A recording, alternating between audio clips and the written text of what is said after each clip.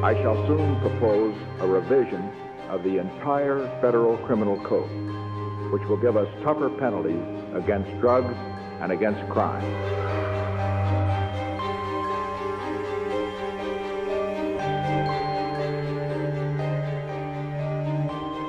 So in the crusade for a drug-free America, the next step is to enforce a policy of zero tolerance of illegal drug use.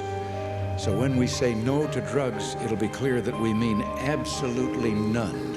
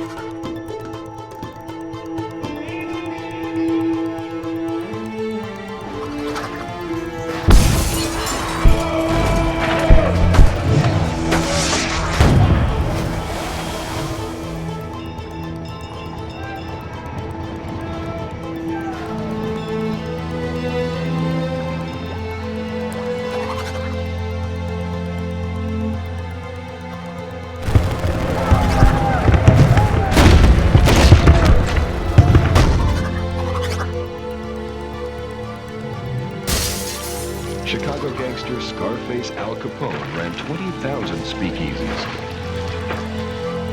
Get really stoned. Then, who cares about the war?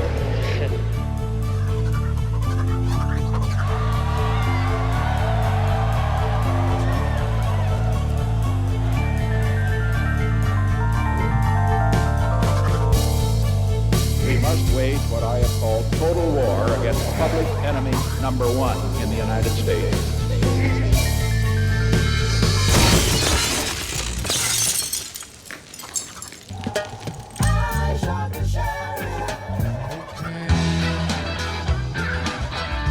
The marijuana is probably the most dangerous drug in the United States. It's as innocent looking as candy, but it's turning our cities into battle zones.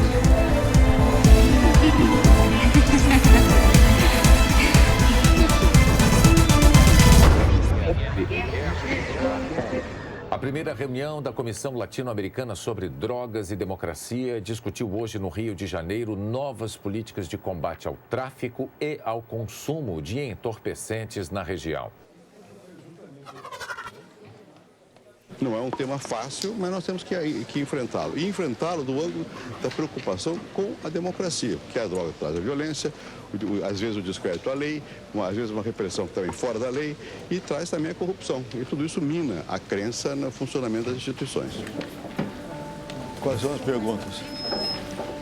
No caso da maconha, legalização do autocultivo, pode ser uma alternativa para diminuir o poder do... Bolivia is leading a campaign to take out cocaine from this list of drugs, banned drugs. So what is your opinion on this issue? Et donc la répression jusqu'à maintenant n'a pas fonctionné, et donc vous pensez que la voie juste c'est la dépénalisation, la libéralisation? Pois é, na nossa lei, qual é o principal ponto que deve ser mudado, na sua opinião? O Estado brasileiro estaria preparado ou organizado ao ponto de assistir esses outros 90%, caso eles não sejam levados para a cadeia como são levados hoje? Não estaríamos facilitando a vida e o trabalho do traficante?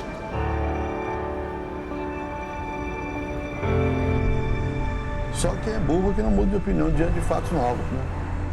Eu não tinha consciência da gravidade e do que significava essa questão naquela época, como tenho hoje. Às vezes me perguntam, mas por que não fez quando era presidente? Porque eu não tinha essa informação, porque eu não estava ligado diretamente ao tema e porque no Brasil a consciência média na época era de que isso se resolvia muito mais com a ação policial. Mesmo assim, nada funcionou. Eu não vi tudo isso, errei. Isso tem riscos, tem sempre risco. Pode dizer, olha, por que fulano de tal está se metendo nesse assunto, o senhor devia estar em casa cuidando dos bisnetos, né? Me lembro, na periferia de São Paulo, num bairro chamado Cidade Tiradentes, e uma senhora se aproximou e disse, é verdade que o senhor vai, você vai botar a maconha no lanche das crianças? Então eu sei o quanto essa coisa é perigosa, porque uma infâmia dessa tem um efeito devastador. Logo que começou essa questão, até eu vi no jornal aqui do Rio, que agora o princípio ativo da maconha não era o que ele é. Eu não me lembro qual é que é o princípio. Suposto que fosse THC. THC, não é THC, é FHC. Estão mexendo comigo, né?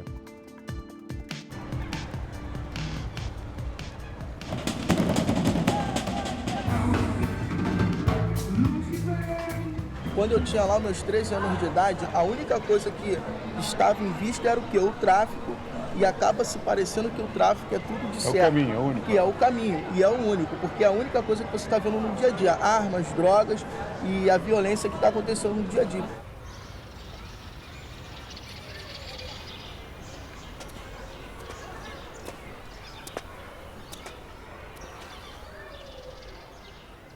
Há 60 anos era 22, 32. Arma. É. Aí veio, há 40 anos já começou oitão, pistola, 12 de cano cerrado.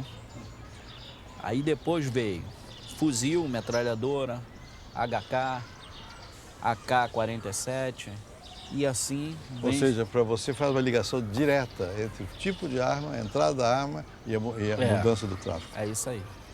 Cada vez que mudava de um tipo de arma para o outro, era outro traficante, era outra pessoa, era outros... Isso aumentava também a capacidade de venda e tal ou não? Aumentava mais a criminalidade. A criminalidade, né? a matança. Mais a matança.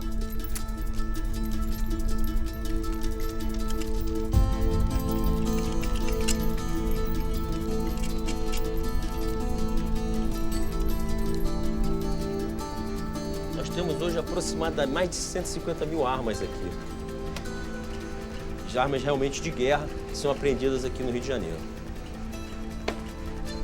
Esse é um armamento encontrado na mão de traficantes e esse tem fabricação suíça. Tá?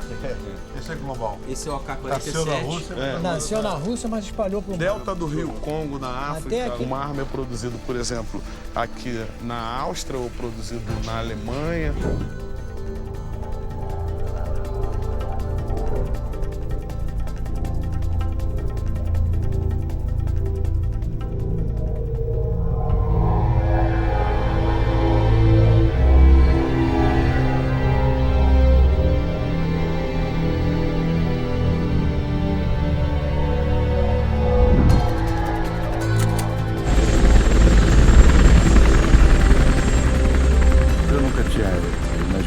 Como seria a nossa chegada.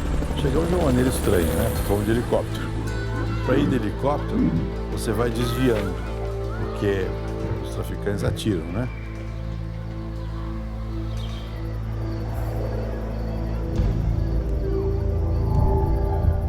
Moro numa localidade que estava tendo guerra entre facções rivais.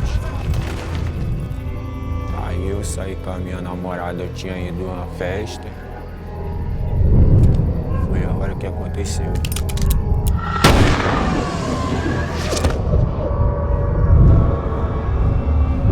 tomei um tiro, não sei da onde, não vi da onde.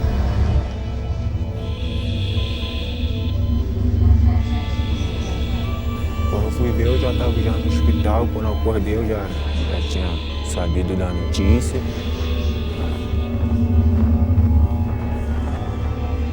Aí, fiquei desse jeito. Tinha 18, 19 anos.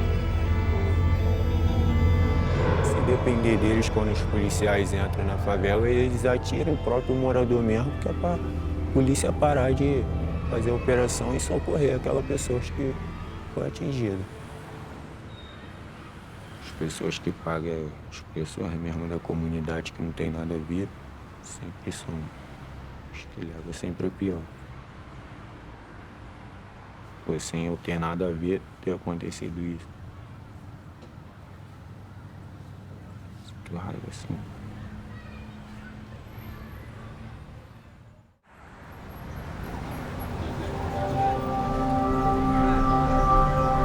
O que aconteceu com o crack no Brasil é a maior prova do fracasso dessa política de guerra às drogas.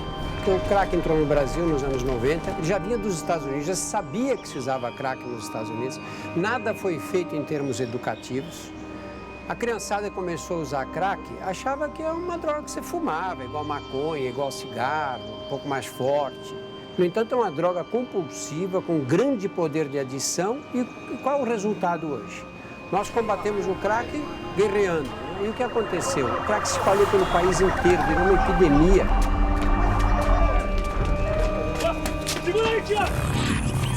Quem financia a violência é o tráfico de drogas. E quem sustenta o tráfico é você. Se você vai comprar, lembre-se do preço.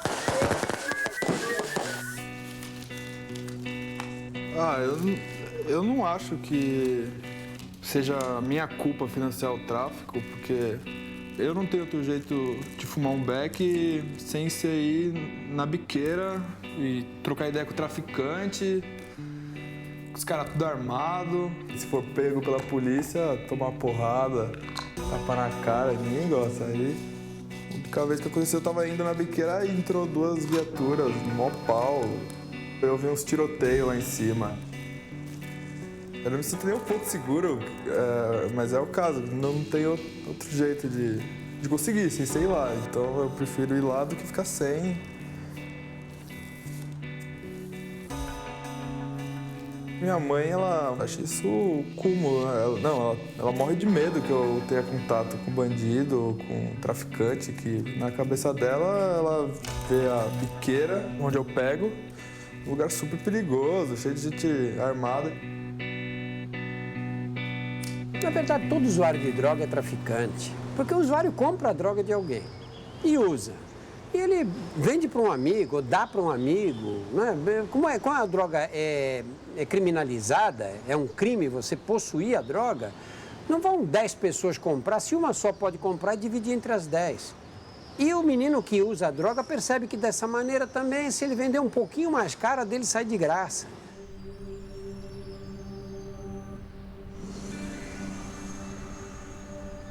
A importância de olhar o que está acontecendo nos Estados Unidos é pela influência dos Estados Unidos, em toda a América Latina, na política de repressão e na política antidroga em geral.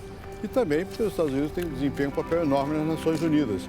E até hoje há convenções das Nações Unidas que fazem com que os países sejam obrigados a tratar as drogas sob a forma de proibição absoluta, sem prestar atenção a alternativas. To think of it as society's war is a little bit misleading, as if there were a military solution. And you know, I have experience with this, including personal experience. I had a brother who was addicted to cocaine. So I know a lot about this. There are a lot of things I would have done differently. I think my opposition to needle exchange and medical marijuana when I was president, both were wrong.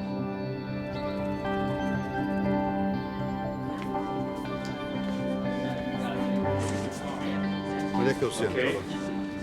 Hello.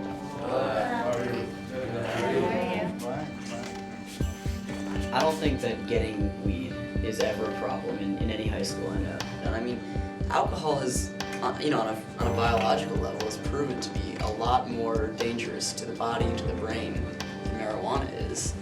I think it's interesting that marijuana is illegal when something like alcohol isn't.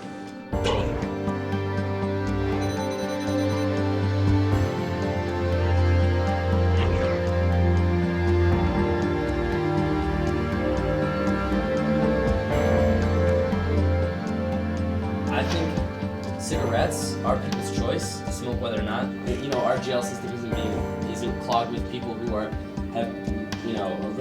tobacco-related murders. You know, when we had the prohibition against alcohol in the 1920s, I think that created a lot of violence.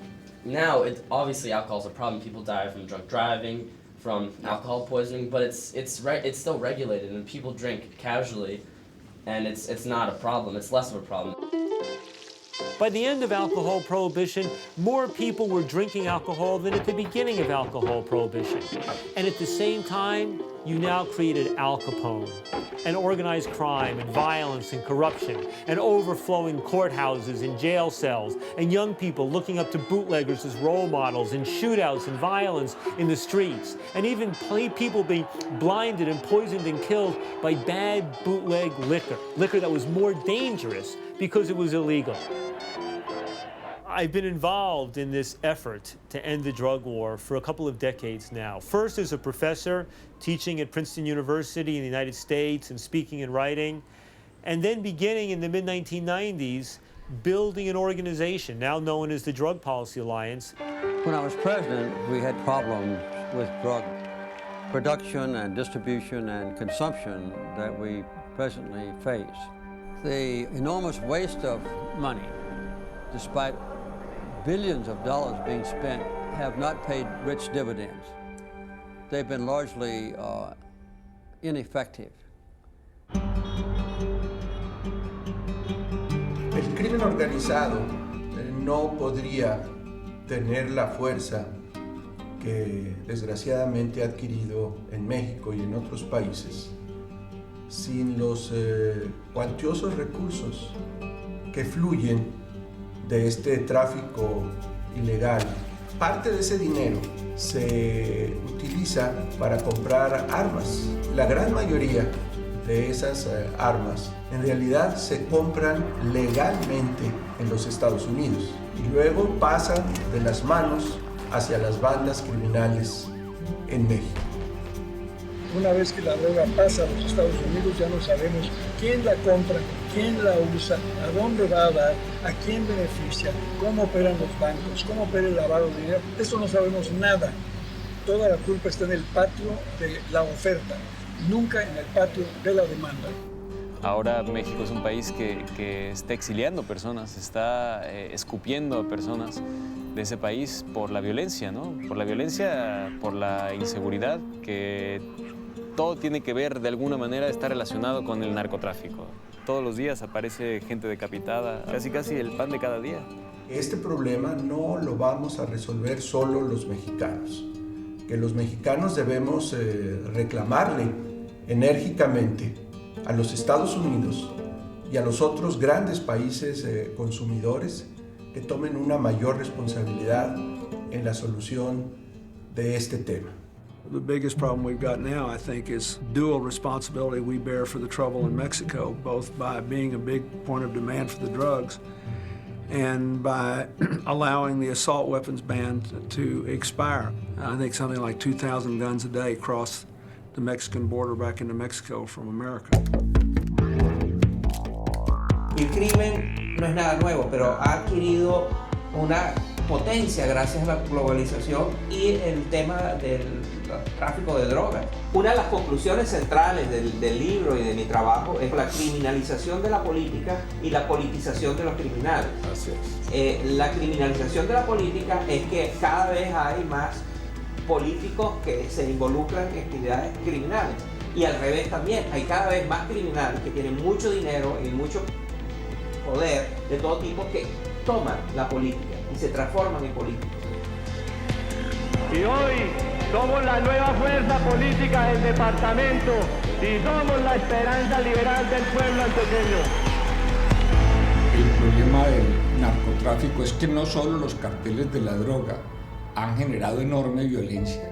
Entre otras cosas, en la campaña en que yo gané la presidencia, mataron 3 candidatos presidenciales. Después, una de estas organizaciones alimentada por el narcotráfico tuvo a mi hermano secuestrado bajo tierra sin poderse mover durante 3 meses, sin cambiarse la ropa. Salió completamente traumatizado, paralizado. Fue una cosa muy traumática.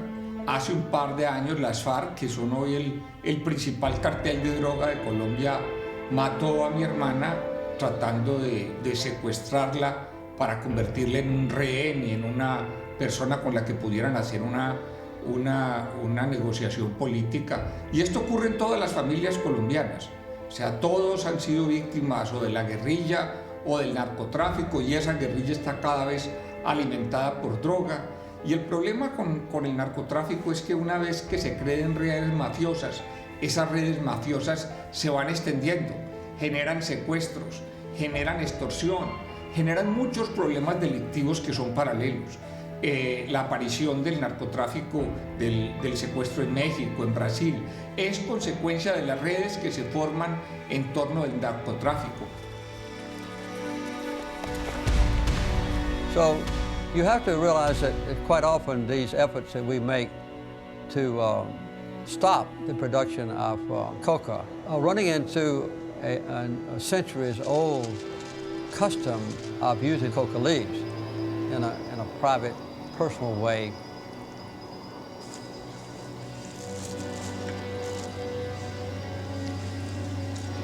So that's one of the reasons that the expenditure of large sums of money for spray planes and weapons has not been effective.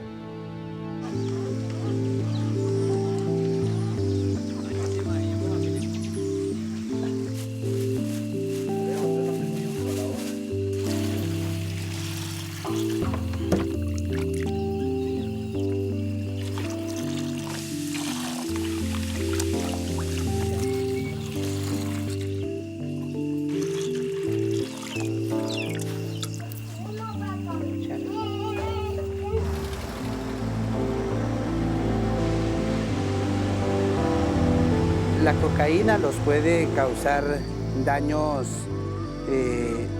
físicos, psicológicos, hasta mortales. Pero si nosotros hablamos de la mata de la coca, eso es un uso ancestral, por eso es sagrado para nosotros. Colombia es el único país del mundo que fumiga aéreamente los cultivos de droga. Destruye comida, destruye plantaciones.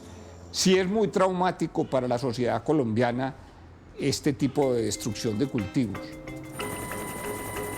Cuando el Plan Colombia empezó, había 8 departamentos donde había sembrados de coca. Hoy hay 24 o 28, alguna cosa así, más que se triplicó. Y de las zonas despobladas se ha movido a zonas pobladas donde vive la gente, los cultivos son más pequeños, a veces están entre plantas de alimentos y son difíciles de ver.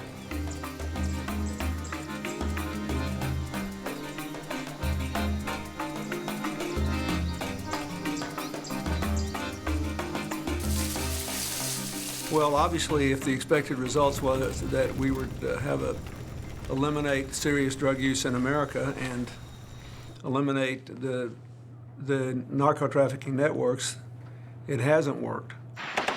Assim como é praticamente impossível eliminar o plantio de coca e o uso da cocaína, também hoje em dia, com a internet, ela ensina até como produzir em casa a droga. With the synthetic drugs, it is made in illicit laboratories. So you only need the ingredients, the chemicals, and you need a good recipe. And you need, of course, the instruments. What we do here, we have here special training facilities. It's from the Dutch National Police Agency. Yes. This is what we call a typical amphetamine lab. Everything you see here is real materials that was all seized on different locations from the illicit laboratories. You see the logos? Yeah. So they can make nice logos on the tablets. It's very difficult to control. Absolutely, absolutely. That's all over the world. Yeah. It's big business. You can compare it with making a cake. So everybody can do it.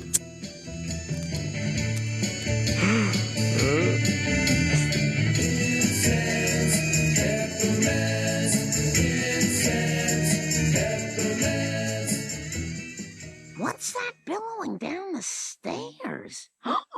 It's smoke! It smells like the art teacher's office. Smoke in the water!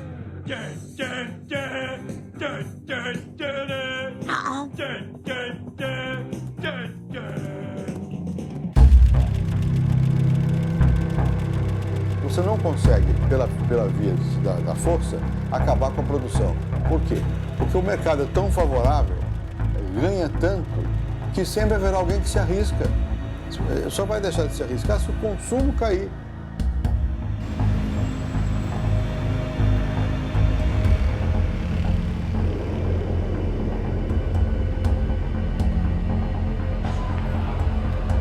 Mas o que tem sido feito até agora para reduzir o consumo de droga? Mandar o usuário para a cadeia. É uma alternativa, você mandar para a cadeia o usuário, mas você resolve o problema e onde você vai construir cadeia para tanto usuário? A cadeia tem uma coisa interessante, você acabar com droga em cadeia é impossível. Isso em todas as cadeias do mundo, assim? Todas as cadeias do mundo é assim. Você tem uma cadeia do mundo que não tem a droga. Take now, for example, myself. One-time drug deal, went bad, shouldn't have got involved with drug activity, passed an envelope for $500, got arrested, did everything I could do wrong, and I wound up getting a 15 to life sentence. If you didn't have a drug habit in Sing Sing, which is a maximum security penitentiary in America, one of the most famous prisons, if you didn't have a drug habit going in, you leave going with a drug habit. In Sing Sing, I call it swing swing, because it was full of sex, drugs, and rock and roll. Essa semana ainda atendi uma moça de 20 e poucos anos, mãe de 3 filhos, que disse, eu estou aqui por causa da cocaína. E aqui dentro eu não consigo parar de usar, faço dívida, depois tenho maior dificuldade para conseguir pagar. Eu quero parar, pelo amor de Deus, me ajuda, doutor. E eu fico olhando feito um idiota para ela, uma sensação de frustração total. Porque você não tem o que oferecer. O que eu vou dizer para ela? Eu digo, olha, tenta ficar longe. Como é que eu posso ficar longe se a minha parceira, minha companheira de cela usa? Okay, when I first started out when I was 7. And at that time, I was hanging out with older kids. Right now, I'm living with this virus of HIV for over 20 years. And it was because of drugs, because I was sharing needles with my friends. I lost 2 sisters, a brother to this virus, and so many friends that I can't even count. E o que vai acontecer com esse usuário ocasional que cai num ambiente onde tem muitos marginais, traficantes, o diabo, ele sai da cadeia muito pior do que entrou. Me encontro no presídio de segurança máxima. Fui preso por assalto a banco e assalto a carro forte. O que acontece com um viciado quando ele vem para a cadeia?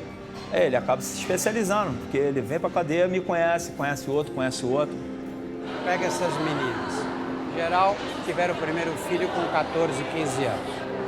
Saíram da escola. Então não tem formação intelectual, não estão preparados para o mercado de trabalho. Vem para cá. Saem daqui com uma passagem na cadeia. Já estão marcados. Ninguém dá emprego. Marcado. Fui pega numa biqueira, fui comprar, fui usar a droga e a polícia apareceu na hora, eu vim presa. Eu comecei a usar com 16 anos através do meu ex-marido. Eu achava que se eu usasse, ele ia gostar mais de mim. Então eu entrei nessa pra ver se, sabe, tenho um problema de muito tempo, problema sério de saúde através do crack, porque eu não fumo cigarro, não fumo maconha. Agora, se quiser trabalhar no tráfico, também. Aí só aí é rapidinho, entendeu? Capaz de estar até na porta te esperando já pra te recrutar. Olha, na penitenciária feminina, a coisa mais dura que eu vejo são essas meninas que são pegas levando droga para dentro das cadeias. O que acontece com elas? Elas têm um marido, um namorado preso, são iludidas por eles, que vão morrer, precisava receber uma droga para pagar uma dívida, ou outras que fazem isso mesmo para ganhar dinheiro. Colocam cocaína num saco plástico e colocam a cocaína dentro da vagina. Quando passam pela revista na porta da cadeia, às vezes a funcionária desconfia, manda agachar, tossir, etc. Pega a droga. Essa menina sai da cadeia e vai direto para a delegacia. Da delegacia vem para a penitenciária de Estado. E muitas vezes os juízes dão 4 anos de cadeia. Quer dizer, nem voltou para casa depois que saiu para fazer a visita na cadeia. Largou o filho de 9 anos cuidando dos 3 mais novos. Não volta mais para casa. E o que acontece com essas crianças? Uma prima pega uma vizinha pega outra, outros ficam sob a custódia do Estado. Qual é o futuro dessas crianças? Porque isso é uma gota d'água no oceano do tráfico de drogas e você destrói uma família e cria futuros marginais, deixando essas crianças sem o apoio materno. We teach our police officers to honor the Constitution. However, when they get out of the academy and they go work in the neighborhoods and they hear from management that we want arrests, we want these corners cleared, go out there and make these arrests and lock these people up. Now they're forced to produce numbers. The more arrests that they make for drug-related offenses, the more funding they get from the feds. It's ridiculous. Using illegal drugs is against the law. And if you risk doing drugs, you risk everything. And when you're caught, you will be punished. Some think there won't be room for them in jail. We'll make room. The rules have changed. Essa política de droga zero, de repressão, essa política levou também à concentração de interesses. Nos Estados Unidos, há penitenciárias que são privadas. Venda de armamento, a própria burocracia especializada na repressão à droga, tudo isso sustenta uma guerra para eliminar as drogas. E concentra muito esforço nisso, enquanto que outras formas de crime organizado e o próprio crime organizado da droga não são punidos. Like back in the 1960s, when I grew up in Baltimore City, that we had drug dealing. We had a lot of drug dealing. We had stores to go to. We had, the homes were occupied. We didn't have trash in the alleys. We didn't have the deterioration in the neighborhoods. And you look at the disintegration of a community and the disintegration of the families within that community. And the neighborhoods and the services and the lack of stores and the list goes on. It all goes right back to the illegal drug trade and prohibition.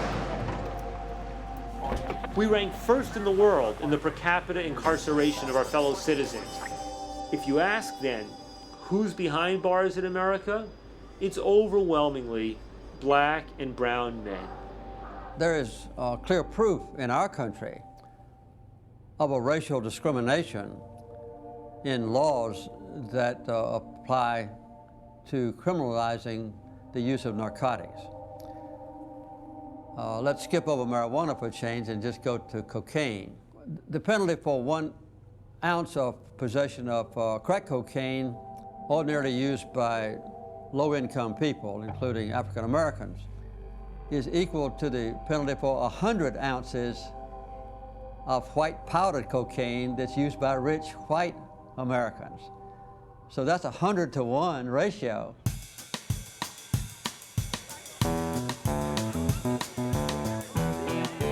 Nos anos 60, sobretudo depois do Nixon, começou a haver uma reação contra o movimento libertário que tinha sido desenvolvido nos Estados Unidos, sobretudo na Califórnia, muito movimento de jovem, música nova, não sei o que, rock and roll. Porque naquela época a droga era também uma atitude política.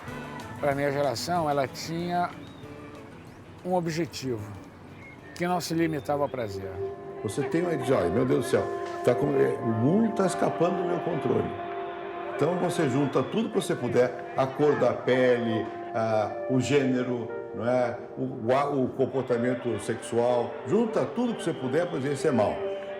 Na vida política, você não faz escolhas propriamente racionais. Você faz escolhas que têm um conteúdo emocional e simbólico. O que simbolizava a dissolução da sociedade? Então eu vou atacar o símbolo. Então vamos começar uma guerra às drogas. Então a ideia era o seguinte, droga zero. O objetivo é eliminar o uso de drogas, erradicar a plantação de droga e ter um mundo livre das drogas. O que é uma visão moralista, há uma certa concepção, que é uma concepção do mundo, que é uma concepção da ordem, da autoridade e daqueles que mandam são os que são bons. E tudo que afaste disso é ruim. Ninguém fez uma análise científica para saber qual é a dose, qual é a droga e que dose faz mais mal ou menos mal. Não é isso, é uma questão política e ideológica. Eu tive um jantar no Capitólio com alguns deputados que estão interessados em olhar mais de perto a questão do combate às drogas. E achei um ambiente positivo. Há pelo menos meia dúzia de deputados que já estão dispostos a olhar com outros olhos a questão. I served in the United States Congress for 22 years, that's 11 terms. 6 or more of those years I was on the subcommittee that's responsible for funding what we have come to call in the United States the war on drugs. The war on drugs is a failure, and many people in the United States have been saying that for a long, long time. The problem, of course, is what do you replace it with?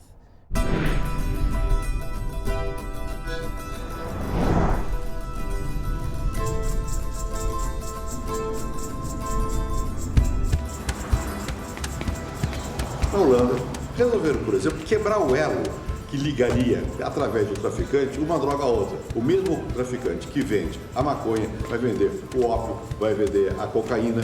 E isso pode induzir também o consumidor a passar de uma droga a outra. Então, de que maneira se resolve a questão? Foram abertos os chamados coffee shops, onde a pessoa pode chegar lá e ter acesso à maconha. You're not allowed to advertise about cannabis. You're not allowed to sell any hard drugs. No disturbance of the neighborhood. You're not allowed to sell cannabis to people under 18 years old. One is you're allowed to have only 500 grams in stock as a coffee shop and don't sell more than 5 grams a day. The good thing about business in soft drugs, in cannabis, with a coffee shop, that in 90 or 95% of the time it's without any violence. If you separate my coffee shop in 2 parts, we have, say, a front door, the door the customers come in, where you can buy your cannabis 5 grams a day. Then we call it the back door. That's the illegal part of the coffee shop. It's a strange thing about the whole coffee shop policy in Holland.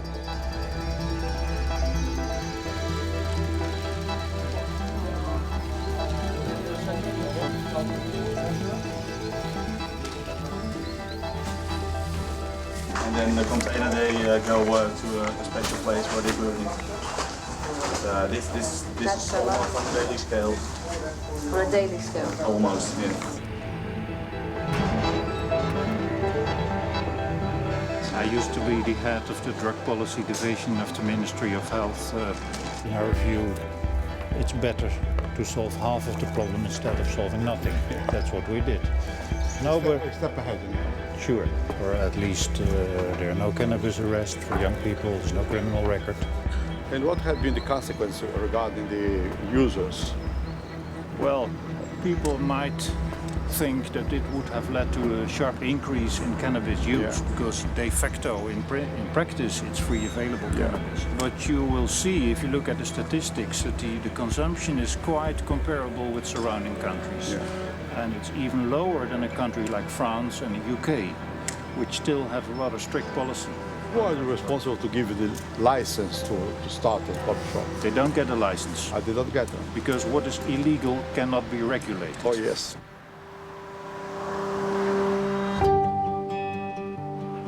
We do operate the only legal cannabis growth facility in Europe here for the production of cannabis to be provided to patients in the Netherlands, in Italy, in Germany and in Finland.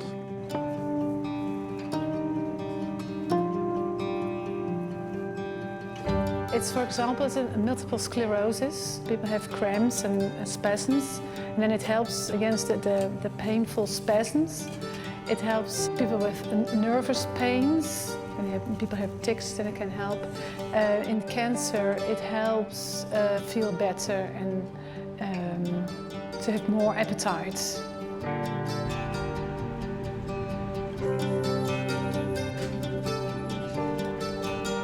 Aqui a Holanda é acional, a Holanda do capitalismo. Todos os lados você vê isso. E aparecem, em vez de ter como no Renascimento italiano, que aparece lá os figuras de santo, tudo devotado à religião, aqui não, aqui é vida comum. E a Holanda foi muito marcada por isso. E depois foi marcada pela Revolução Protestante também. Essa junção de mercado e Revolução Protestante deu o que eles chamam hoje aqui na Holanda de pragmatismo, que tem alguma ligação com a política atual, da política das drogas deles.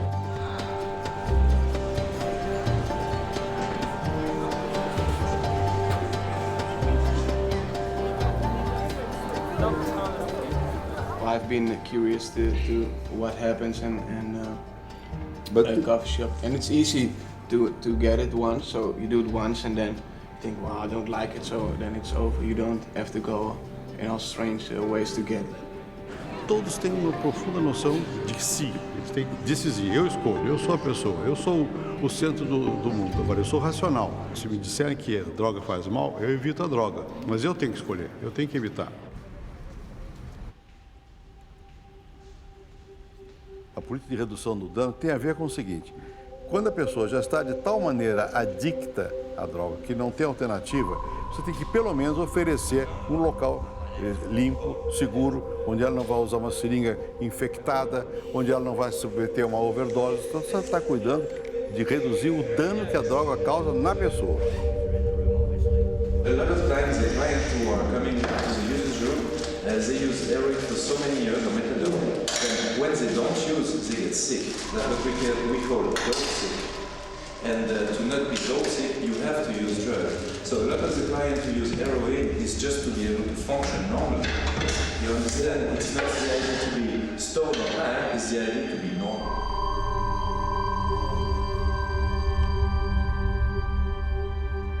I've been a heroin user for 25 years. Yes, I used to inject the drug before, but because I did it for so long, I cannot find a vein no more. So I must resort to smoking heroin and cocaine. É terrível ver isso.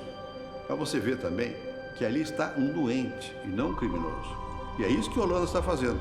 Ela está cuidando do doente, reduzindo o dano. That means we limit the risk of overdose, that's something very clear, but we also limit, for example, the fact that clients share needles, and that limit all the infectious disease, blood transmitted disease, most likely HIV, hepatitis C. Within the user's room, the lowest level of contamination of HIV ever reached. You have also some facilities. Sorry. Heroin user, I get my heroin from the government every day. We zijn nu even een interview bezig, of film mag je misschien zo dadelijk. Oh, but look how healthy I am, I'm a criminal. So, thank you, government. For my opium. Há outras experiências nas quais o governo também oferece a própria droga. Isso causa uma certa reação. Meu Deus, o governo dando isso? Mas por que ele faz isso? Porque assim o paciente se aproxima e há a possibilidade dele ser recuperado. Ele, ao invés de buscar a substância tóxica no bandido, que pode induzi-lo a mais droga para ter lucro, ele vai ter um encontro com um médico que quer curá-lo e não explorá-lo. Giving a heroin addict heroin is not the same as giving an alcoholic alcohol.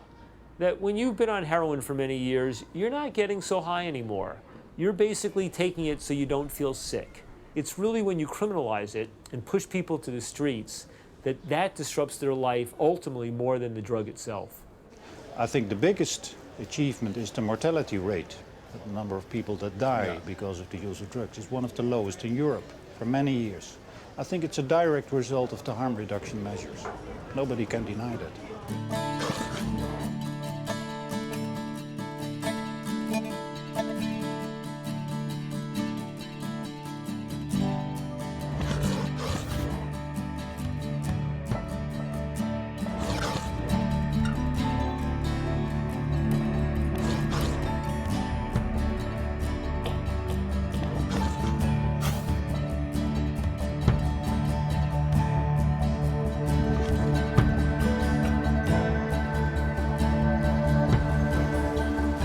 For 10 years, I was a member of the Swiss government responsible for the health aspect of the drug policy.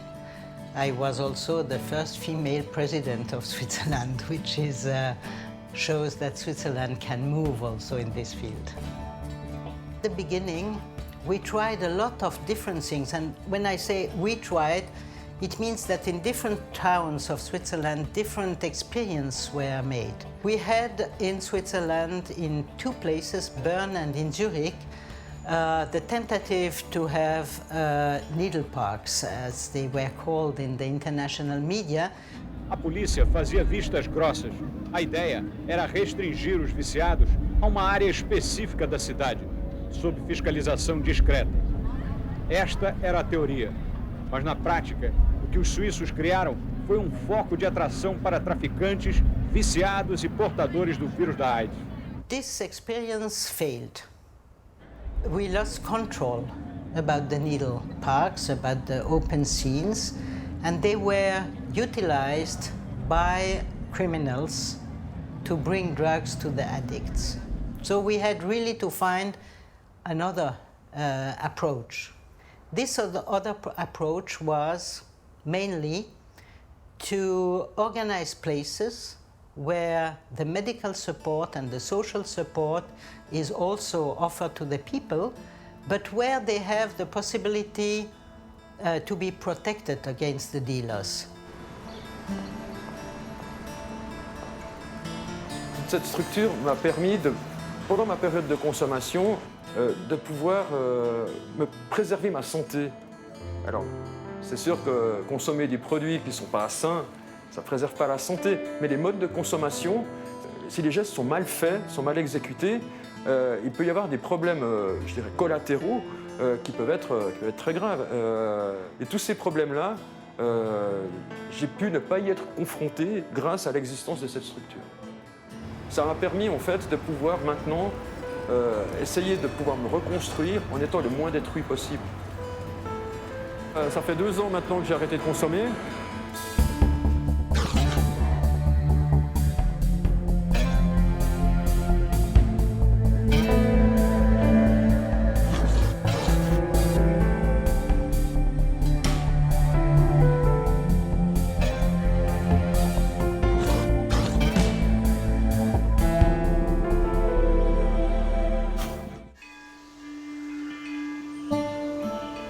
I was WHO, World Health Organization, Director General in Geneva.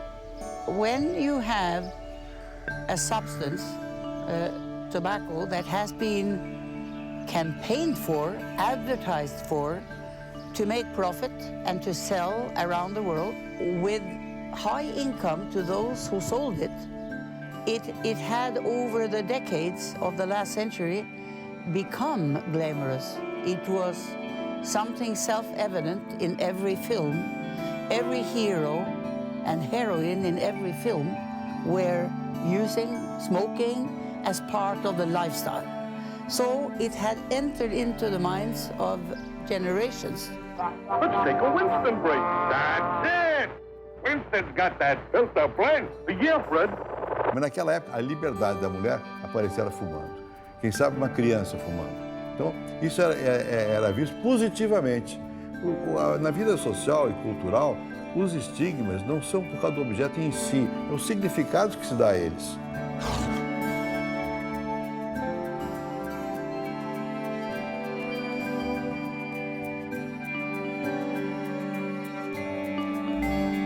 Why shouldn't we make tobacco illegal?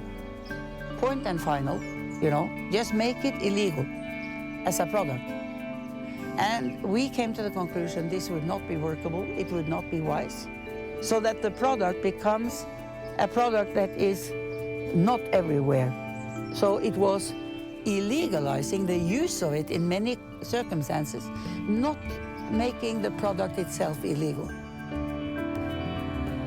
Tobacco should not be glamorized, subsidized, or advertised. You say, you point your finger at our generation and you say, well, you had alcohol, you had martinis and so forth, and that was your crutch. Well, maybe so. But then what makes you so much more noble by just deciding to have a different kind of crutch? I'd like to see a generation that didn't have any crutch at all.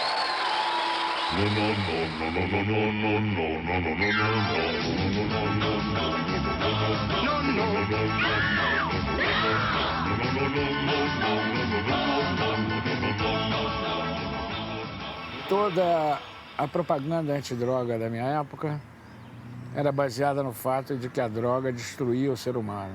No momento em que você prova a droga, você diz que maravilha, que sensação fantástica. E aí, o jovem questiona todo o discurso que ele ouviu até então.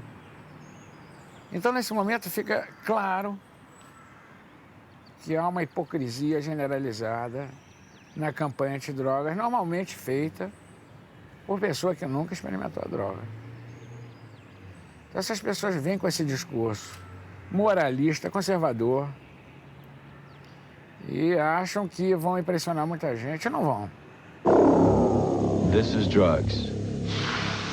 This is your brain on drugs. Todas as drogas podem fazer mal. Algumas fazem mesmo mal. Por exemplo, a heroína, cocaína, o crack. Outras, depende do uso. O álcool, por exemplo.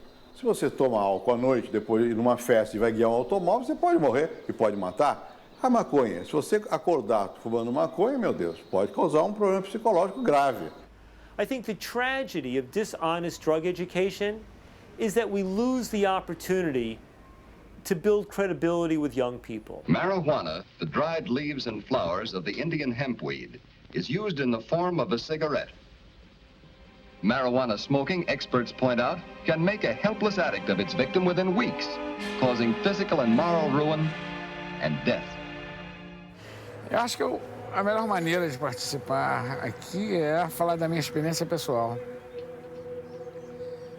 que foi com praticamente todas as drogas da minha época, exceto a heroína. A cocaína não fazia efeito para mim. E eu tentava. Aí, de repente, a cocaína começou a fazer efeito.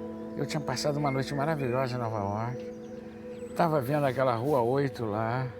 Estava com aquela namorada linda, nua, deitada. Era manhã, porque você não consegue dormir. Sem a menor vontade de fazer amor, sem nada.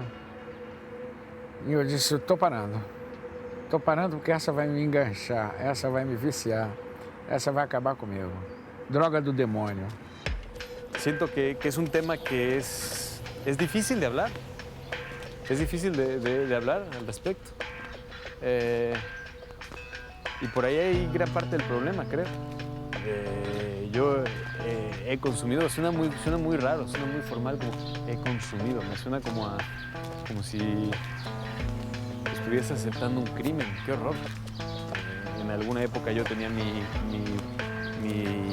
plantitas de marihuana en mi jardín. Cuando hablo y cuando digo consumí drogas, me siento como si fuese un candidato a la presidencia confessándose, ¿no? O jovem toma droga porque todo mundo diz é proibido. Eu não vou, de maneira nenhuma, me adaptar à sociedade, faz parte da rebelião juvenil. Essa janela da juventude é que é a janela mais crítica.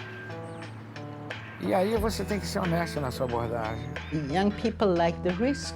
They have, in their development, they have to see where is the border of their capacities. And it's our duty as educators, as parents, as politicians, and so to help them not to go too far. Não pode mentir para a criança, dizer que a droga mata, porque aí ele fuma um baseado e fica num estado de nirvana e vai achar que a gente mentiu e vai confiar mais no amigo que vai dizer para ele depois que o crack também é melhor, até porque dá mais reação. Só que aí tem dois problemas. Primeiro, o prazer vai diminuindo à medida que você usa, e aí você vai ter que aumentar a dose. E a droga provoca dependência. Dependência quer dizer o quê? Que você vai passar o resto da sua vida atrás da droga. A sua vida vai se resumir a isso. O grande perigo da droga é que ela mata a coisa mais importante que você vai precisar na vida. É o teu poder de decidir. A única coisa que você tem na sua vida é o seu poder de decisão. Você quer isso ou você quer aquilo? Então, seja aberto, seja honesto. Diga isso. Realmente a droga é fantástica. Você vai gostar. Mas cuidado, hein? Porque você não vai poder decidir mais nada. Basta isso, basta isso. who are the addicts? Our children. I mean, people we love, people we would like really to bring back in the normal life. To understand her story, you need to go back to when she was 13 years old.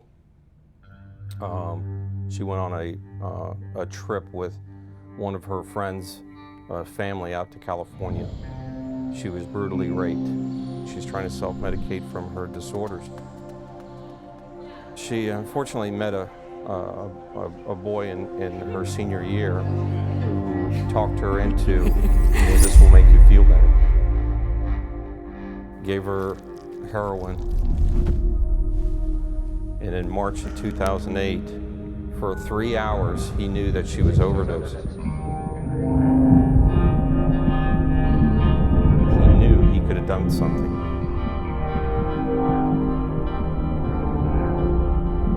He had every opportunity to save her life, and he didn't. It's hard to say. I don't know what's in his mind.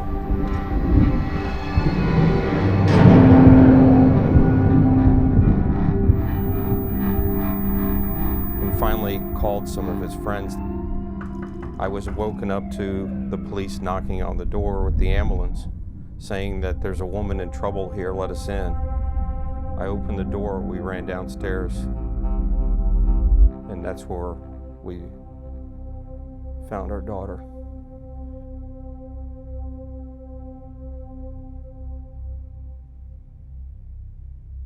My daughter died of a heroin overdose at 19.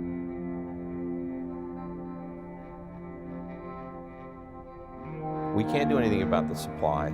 What we can do as a community is the demand. The demand, yeah. So when you look at the scales, the high-risk kids starts to be, that's where we can do better. Putting more resources in counseling, but also make our parents more aware of that and identifying it. We can have an impact on that demand just by that. But putting addicts in jail is not going to help. We have got to get them help. There's a morality around drug taking that it means that people are evil and therefore deserving of being punished. But what it really means if you see somebody with a drug problem is they've got an issue. They've got a health problem or a mental health problem. You know, beating it up is not going to work. And the reason why I say that, because trust me when I tell you I got many beatings from my dad. I mean, you name it, I got it, whether it was a stick, electrical cord, a garrison belt, punches. It got to the point where it didn't even hurt me anymore. So that didn't help me change. Repressing the consumption had one terrible consequence. It was difficult to make prevention. It was difficult to enter in contact with drug addicts if there was always the threat of a criminal pursuit. Em Portugal, eles partiram da ideia de descriminalizar o consumidor de qualquer droga. E com isso, não passando pela justiça, não passando por risco de ir para a cadeia, facilitou que as pessoas viessem a procurar os hospitais, os serviços de tratamento, e o resultado foi muito positivo. Descriminalizar não significa, na nossa realidade, não significa despenalizar. Continua a haver um sinal claro de desaprovação social em relação aos consumos. Só que o estigma que era envolvido pelo tratamento desta questão na esfera do direito criminal foi de facto suprimido.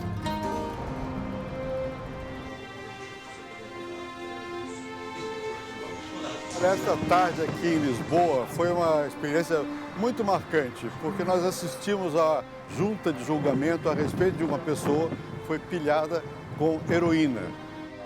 Eu consumia heroína, então houve uma altura, inevitavelmente, em que a polícia viu a heroína na minha posse. Fui encaminhado para o centro das taipas e iniciei o tratamento. 100% de abstinência à volta de 5 meses.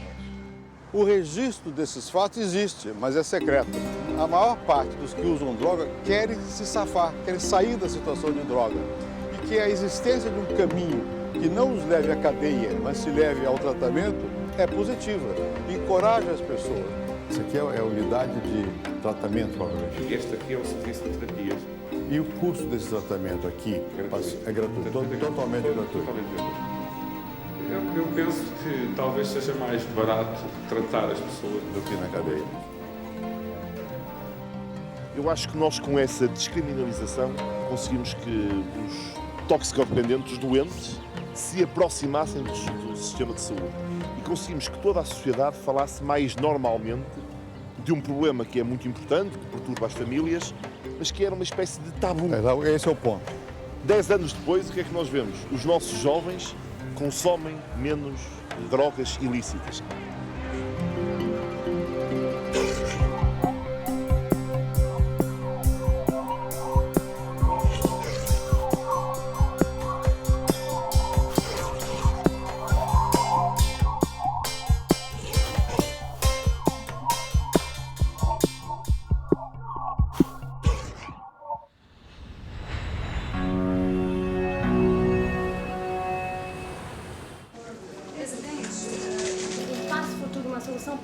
Seria a legalização das drogas, como acontece com o tabaco, com o álcool? Quando você diz descriminaliza, você pergunta, bom, se descriminalizou é a mesma coisa que legalizar? Não é.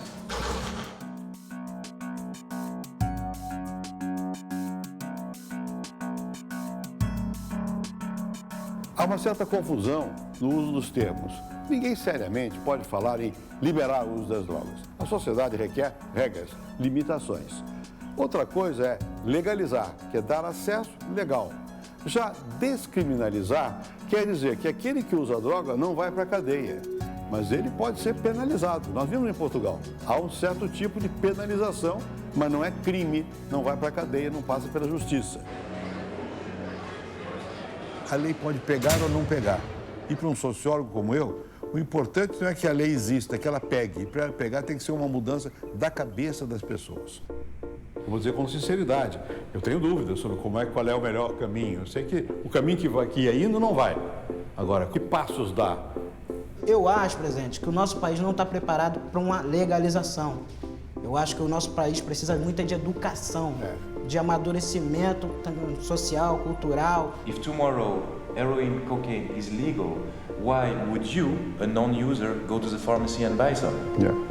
There is no point. So it will not increase the number of users. Ça serait plus facile d'en trouver s'il la légalise, mais après ce serait moins attractif. Moi je trouve que ce serait moins cool de se fumer son stick si c'est légal. There's a movement on now in America in various ways to decriminalize marijuana use. And I think if you did it and you accompany it with a massive education program, a prevention program, the addiction rates could go down.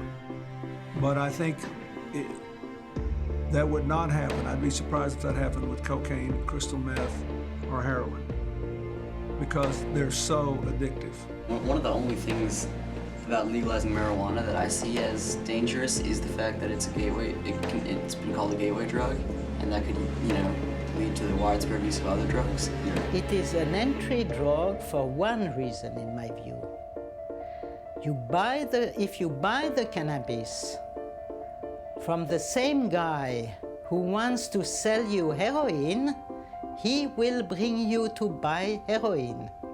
This is the danger, and this is the reason why you have really to separate these two markets, to legalize, to organize, to control, but to have the problem of cannabis very close to the problem of cigarette, of alcohol, and so on, and not to allow criminals to be the masters of the cannabis. Legalize the use of marijuana. Get it out of there, tax it. Tax the production just as you do cigarettes. Take it out of the criminal process and let us focus on the drugs that I think are the really damaging ones. E quando nós começamos a ter uma visão um pouco mais avançada a respeito do uso de drogas, quando nós chegamos à conclusão que vale a pena experimentar com uma das drogas, eu acho que essa droga tem que ser obrigatoriamente a maconha, porque é uma droga que causa menos compulsão, e nós vamos tentar regulamentar, procurar aprender como a gente faz isso, e especialmente aprender como convencer as crianças, como ensinar as crianças de que elas não devem usar droga nenhuma. A maior parte dos usuários de droga hoje não usam maconha, 80%. E se a maconha faz um dano equivalente, ou às vezes menor, do que o do álcool, evidentemente é preciso ter um tratamento diferenciado da maconha, uma regulação. Você tem que dizer até que ponto pode, dentro de que momento você pode, até que idade para o uso da maconha, para liberar a polícia, a força repressiva, para combater aquilo que é realmente um perigo, o crime organizado. O crime, se você tirar, tentando legalizar isso, ele simplesmente vai se voltar para outra atividade, sequestro, extorsão, assassinatos, né? I hear that argument all the time, and you know what? Basically, it makes no sense. First, because the drug traffickers are already going into other businesses. They make all this money from drugs. That provides them with the capital to invest in other businesses. La gran lección de Europa es que tenemos que alejarnos de la visión que dice prohibición absoluta o permiso absoluto. Hay en el medio de la prohibición o de la legalización total, hay en el medio posibilidades que no conocemos porque no han sido probadas, porque ha habido la prohibición para pensar y la prohibición para experimentar con posibilidades que no sea o prohibición o legalización. Nós estamos tratando de um processo complexo. É um processo que tem aspectos culturais, tem valores envolvidos, emoção envolvida. Então não adianta você dar uma solução que não venha acompanhada por uma revisão da emoção dos valores. Que políticas vão ser usadas? Que tipo de civilização nós vamos criar? You cannot make a war against drugs without knowing that doing so, you are making a war against people. O senhor pensa, ou avalia, como o senhor avalia, o relatório da ONU que, num certo momento, condena lideranças latino-americanas que pedem a descriminalização da droga? Porque a ONU, na verdade, está com uma posição de guerra às drogas. É guerra. E nós estamos propondo paz. Olha, quem quer guerra não quer quem propõe paz. Nós queremos dizer, olha, vamos pacificar, não é guerrear. Vamos tirar o pessoal da droga. Política de paz não é de rendição. É dizer, não, então pode tudo. Não, não. É a política de convencimento, da negociação, da tentativa, do erro, da crença em que o ser humano é capaz de reagir até certo ponto racionalmente. Se você dá alternativas, ele pode ir para as melhores, se você motivá-lo. Eles que estão aqui, eles eram criminosos. Então, meu trabalho é muito focado nesse indivíduo. Se eu quero diminuir a violência, eu tenho que pensar nesse cara. Claro. Porque esse cara é o protagonista. De cada 10 traficantes que eu converso, te digo que 7 querem largar o crime. 7 querem largar o crime. I know there are many young people in Brazil, in the United States, all over the world who are discouraged, despondent. Many are poor. Many have not been treated fairly in access to education and other things. But as long as you have your personal freedom, the ability to think, and the ability to control the labors of your body, you have a chance to do better. Don't give that freedom up. That's my message. Don't give your freedom up. It's the most important thing. Agora, não adianta você descriminalizar sem dar acesso ao tratamento, porque quase todo usuário quer largar da droga. Se eles conseguissem, acabaria o problema. É que é difícil você largar de uma droga da qual você é dependente. Isso é considerado uma doença. Você não pode pôr na cadeia uma pessoa que está doente. No futuro nós vamos olhar para isso e dizer, olha que absurdo que eles faziam no passado. Pegavam uma pessoa que usava droga e trancavam na cadeia. Pensar num mundo livre de drogas é uma coisa utópica. Não houve até hoje na história. Agora, você pode reduzir o dano que a droga causa às pessoas e à própria sociedade. And the whole point I make with this issue, if you can't control drug use in a maximum security prison, how could you control drugs in a free society?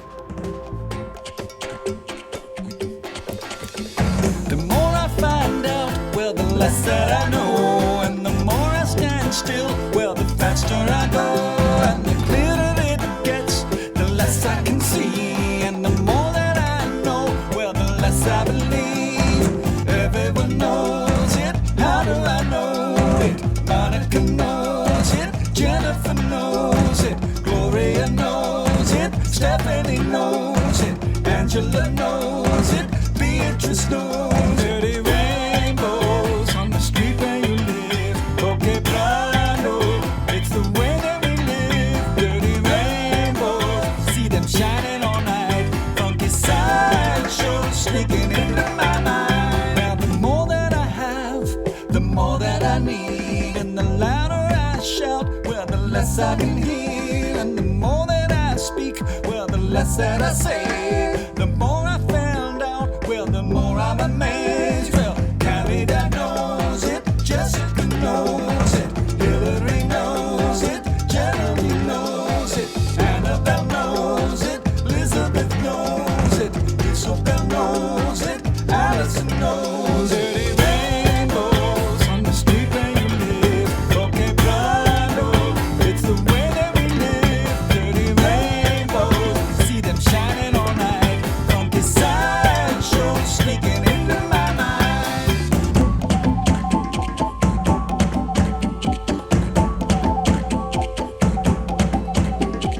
Bogota knows it, Switzerland knows it, Amsterdam knows it, Montreal knows it, Baltimore knows it, Monterey knows it, Rocinha knows it, Washington knows it. Dirty rainbows on the street where you live. Oh, Quebrando, it's the way that we live. Dirty rainbows, see them shining all night. Funky sideshows sneaking into my mind.